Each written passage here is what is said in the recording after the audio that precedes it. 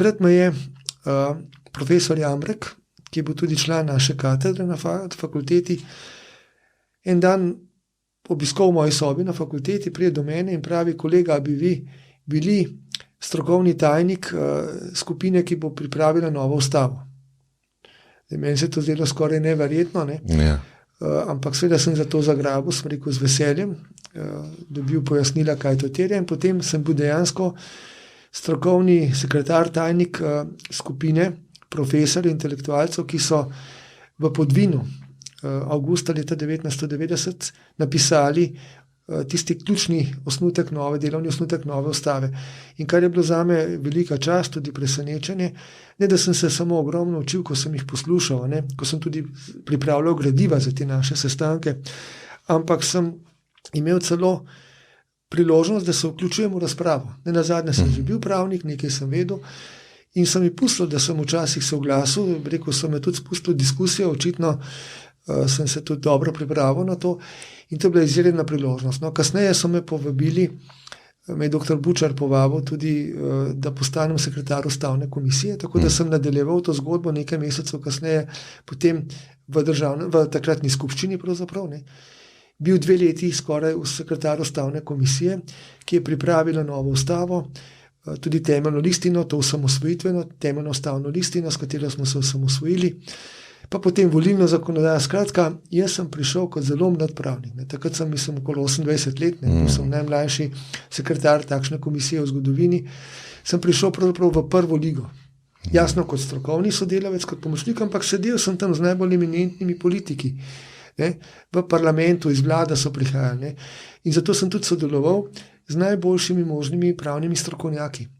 In to mi je res zelo pomagalo. Ogromno sem se naučil. Ne. Glede te ustave, ne, to mi je zelo zanimivo. Kako ste se tega lotali? Ste ostale ustave pogledali, pa ste potem malo debatirali o posameznih točkah? Ja, v bistvu je bilo vsega pomalem. Seveda smo primerjali številne evropske demokratične ustave med seboj in si izbrali, recimo, kar nekaj teh določb naše ustave je na nek način povzetih, malce prilagojenih iz nemške ustave. Gledali smo vse te evropske, od francoske, italijanske in drugih, do nordijskih ustav in teh grške in podobnih. Kaj je bila pa razlika? Zakaj ste nemško? Ja, nemška je nekako najbližje temu pravno-kulturnemu krogu, v katerega mi sodimo. Mi imamo neko pravno tradicijo, tudi bi rekel državno tradicijo, ki je zelo navezana na ta germanski, tudi avstrijsko-nemški krog. In zato nam je blizu ta model. Mi smo že v času pred Jugoslavijo, ko smo živeli v tej državi, se je pravzaprav živeli po tem modelu in kasneje seveda tudi je bil to nek model, ki je postal zelo demokratičen, po drugi svetovni vojni še posebej. Jasno smo gledali ameriško ustavo, ta je tudi en prototip ustavnosti, ker je bila ena izmed prvih modernih ustav, poleg francoske. Potem pa seveda zanimivo, tudi iz naše prejšnje socialistične ustave smo črpali neke rešitve, ker to je bila neka naša pravna tradicija in pri nekaterih rešitvah, ki so bile kompatibilne z novo idejo o demokraciji, pravni državi, smo tudi kaj povzemali, določene pravice, določene razmerja, pristojnosti organov, pa vendar, potem smo tudi gledali mednarodne konvencije o človekovih pravicah, o lokalni samoupravi. Skratka, zelo kompleksno delo in jaz sem na tem ogromno delal, ker sem moral pripravljati gradiva za naše skupno delo v Podvinu, pa tudi pol ustavni komisiji. In seveda sem se zato toliko naučil. Tudi, veste, jaz sem potem sodeloval pri pisanju posameznih členov ustave in tukaj so bili meni zgled takrat in so z mano sodelovali največji velemojstri tega pisanja iz zakonodajne pravne službe, recimo Pavle Svete, potem Franci Grad, Lojze Ude, da ne govorim vseh tistih, ki so bili že v Podvinju, Matej Škrivic, Peter Jambrek, dr. Jerovšek, potem Perenič in tako dalje. Skratka, Tine Hribar je bil tudi zraven kot ugledni filozof, ki je prispeval zelo veliko idej, tudi k preambuli in k nekaterim drugim zadevam. Skratka, to je bila tista sreča. Koliko časa ste pa pisali to? Ja, v bistvu v Podvinu smo delali 1 teden intenzivno, prej so pa potekale priprave, vsak se je prej pripravljal na to, tudi jaz. Jaz sem celo takrat zbiral, tudi sem cel kup, takle kup je bil to, gradiv, ki so jih prispevali državljani, pa razne občine, pa politične stranke, pa podjetja, pa sindikati, pa vsi, ker smo odprli razprave, ker smo pošli nam ideje, kaj bi moralo biti v novi ustavi. In smo jih ogromno dobili. Bile so nekatere, rekel, tako bolj poljudne, zanimive. Ne? Recimo en gospod se spomnim predlagal, da bi na mesto predsednika države imeli kar kneza. Take zanimive ideje, ampak to je bilo pozitivno mišljeno. Ne? Bilo pa tudi zelo veliko dobrih predlogov, tudi veliko intelektualcev, profesorjev se nam je oglasilo. Ne? In iz tega gradiva, ki sem ga jaz potem seveda zbral, prečistil, dal na mizo prečiščene tiste ključne zadeve, smo tudi črpali ideje. Ne? In tisto pisanje intenzivno je trajalo dober teden, od jutra do večera. Potem je pa to prišlo v skupščino, kjer se je začel pa nov proces, to je pa ta formalni del pisanja ustave, v katerem sem tudi kasneje sodeloval, kot sem rekel, kot sekretar ustavne komisije. Tukaj je bilo pa narejeno veliko podskupin, podskupina za državno ureditev, za človekove pravice, za temeljna načela ustave. In to se je res intenzivno delalo 1 leto, še več, da smo potem prišli do tega teksta. Ampak še pa seveda nastal na koncu problem, ker še tako dober tekst ne mora biti politično sprejemljiv, mora biti 2/3 večina zadaj. To je zelo zahteven pogoj. In seveda politika ni bila vsem soglasna. Recimo najhujši problem, ki je do zadnjega hipa, celo do tistega dne, ko so poslanci glasovali o ustavi, še dajo pod vprašaj, možnost bo sprejeta, je bilo vprašanje pravica svobodnega odločanja o rojstvu otrok. Problem splava. Potem recimo, ali bo parlament enodomen ali dvodomen, ali imamo samo državni zbor, ali tudi nek drugi dom parlamenta, ki je zdaj državni svet. Potem recimo, kako bomo uredili lokalno samoupravo. Ali imamo tudi neke regije, kot neko mestno stopnjo med državo. Polno je bilo teh problemov in tukaj politika ni bila enotna, bilo je še veliko takih vprašanj. In tukaj je takrat predvsem profesor, torej dr. Bučar, kot predsednik skupščine, intelektualec najvišjega ranga, zelo svojo avtoriteto, pa tudi pravnim in državniškim znanjem prispeval k temu, da smo neke te zadeve kompromisno le pripeljali do točke, da je bila ustava lahko sprejeta, ker smo jo pa izredno močno potrebovali. Ker konec leta 1991, decembra, ko smo nameravali končno pa le sprejeti ustavo, ker mi smo bili že pol leta samostojna država, ampak nas ni nihče priznal.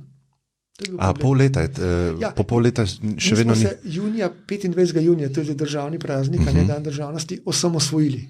Takrat smo sprejeli temeljno ustavno listino, ki smo jo napisali v ustavni komisiji, pa je sprejela skupščina, in s tem aktom smo razglasili Slovenijo za samostojno. Zdaj bi bilo pa normalno, da bi nas svet priznal. Se je pa zgodila ta 10-dnevna vojna za Slovenijo, ki smo jo, hvala Bogu, obrnili v svoj prid. In potem je nastal nek vakuum, neko obdobje, več mesecev, ko nas je priznalo samo nekaj držav. Baltske države, sosednja Hrvaška, Gruzija, kasneje Vatikan in tako dalje. Mi smo pa potrebovali neko afirmacijo v svetu. Sveda. Kaj pa je bil zadržek ustava? Zadržek je bil ta strah pred tem, da bo Jugoslavija dokončno razpadla in da bo to pripeljalo do vojnega spopada. Kar seveda se je tudi žal zgodilo. Se pravi, bila neka negotovost v zraku glede naslednjih dogodkov? Bil je strah, da bi to pripeljalo do vojne, ki bi se lahko seveda še razširila. Vemo, da Balkan je bil vedno tudi žarišče lahko širših konfliktov, spopadov, svetovnih vojn. In zgodilo se je to, ampak to se ni zgodilo zaradi naše osamosvojitve. To se je zgodilo zaradi takrat velikosrpskega nacionalizma, ki je hotel spostaviti veliko Srbijo na račun nekih drugih narodov, in to je bilo pretirano. To ni bilo sprejemljivo in tudi seveda ekonomija ni funkcionirala v Jugoslaviji. To je bila diktatura še vedno Jugoslavije, kakorkoli. Bila je mehkejša, kot so bile druge socialistične. Mnogo bolj, bi rekel, v tistem obdobju tolerantna, ampak še vedno je bila to avtoritarna država. In mi smo pa želeli demokracijo, mi smo pa želeli neko svobodo, človekove pravice, tudi pravno državo v pravnem smislu, ki jo seveda v Jugoslaviji le ni bilo na ta način. No in zato je bilo nujno, da sprejmemo ustavo. Prvič, da si postavimo lastno ureditev, ker z osamosvojitvijo si še nismo. Smo samo rekli, smo samostojni, bomo varovali pravice, bomo v redu, ampak kdo bo pa zdaj odločal, kje bo imel parlament, kaj bo vlada počela, bo imel predsednika, ne vem, karkoli.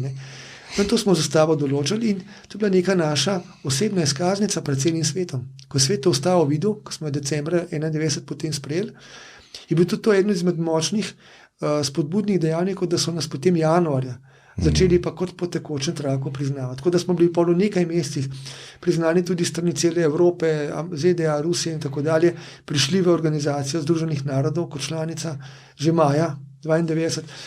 V bistvu smo bili izredno uspešni v tem procesu. To je bilo na najbolj uspešnih obdobij političnih Slovenije v njeni zgodovini in tudi obdobje ene največje enotnosti. Potem se je seveda zgodila nova realnost, soočili smo se sami sabo. Vemo, da človek in družba se najtežje seveda sooča z lastnimi pomanjkljivostmi. Lažje imeti nekega tujega sovražnika, stopi skupaj in se boriš proti njemu. Včasih ga tudi politika navidezno za to stvari, da bi lahko prosperirala, kar je seveda napačno, kar je zavajanje ljudi. Ampak danes smo še vedno po 30 letih, in to je dolgo obdobje. Poglej, 30 let smo samostojna država, to je izreden dosežek za eno 2-milijonsko Slovenijo, za vso to burno zgodovino. Seveda k temu pripomore tudi Evropska unija. Ta nas na nek način varuje. Ta demokracija okoli nas, seveda s kakšnimi rahlimi izjemami, ki to sliko podirajo, ampak hvala Bogu še vedno drži ta splošna slika.